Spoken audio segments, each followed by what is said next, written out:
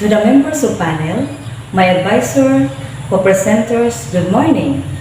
Welcome to my thesis proposal defense. The title, The Role of Parents in the New Learning Modality, Basis for Training Package. I am Mrs. Charmie Falcutila, your presenter. Education is both a human right in itself and indispensable means of realizing other human rights. So this is why the government of Calatrava has been struggling to improve the educational access, equity, and equality in various educational reforms. It is globally comprehended that parental involvement contributes significantly to academic activities in school.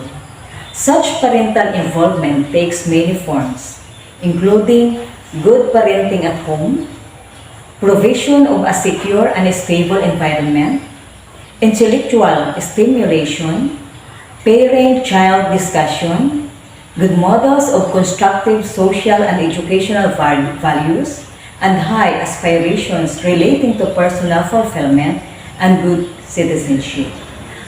Contact with schools to share information, participation in school events, participation in the work of the school, and participation in the school governance.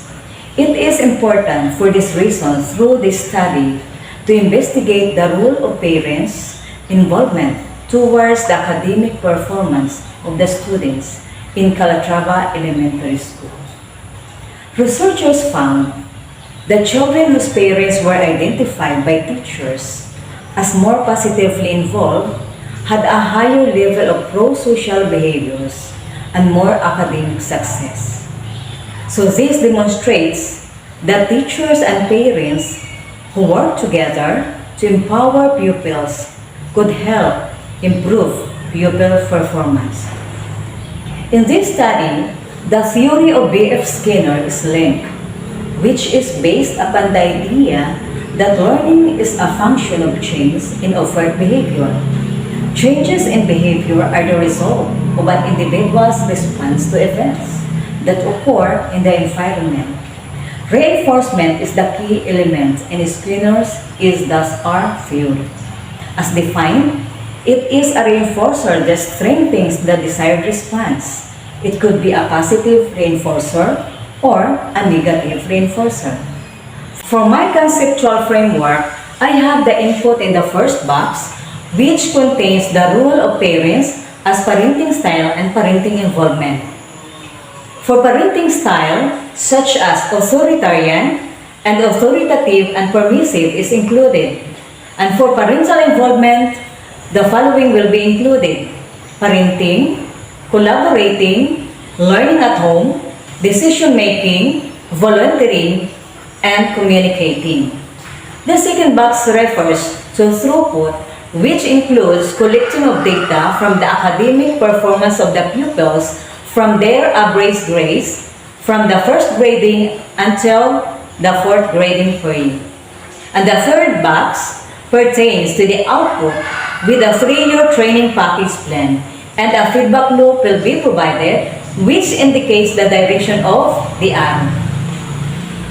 This study shall focus on determining the relationship between the role of parents and the academic performance of grades 4, 5, and 6 pupils in the new learning modality elementary school in Calatrava during this school year 2022-2023. Specifically, the study will seek to answer the following questions.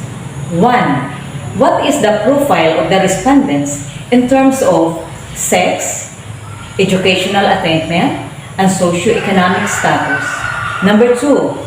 Is there significance between sex of parents and academic performance of pupils?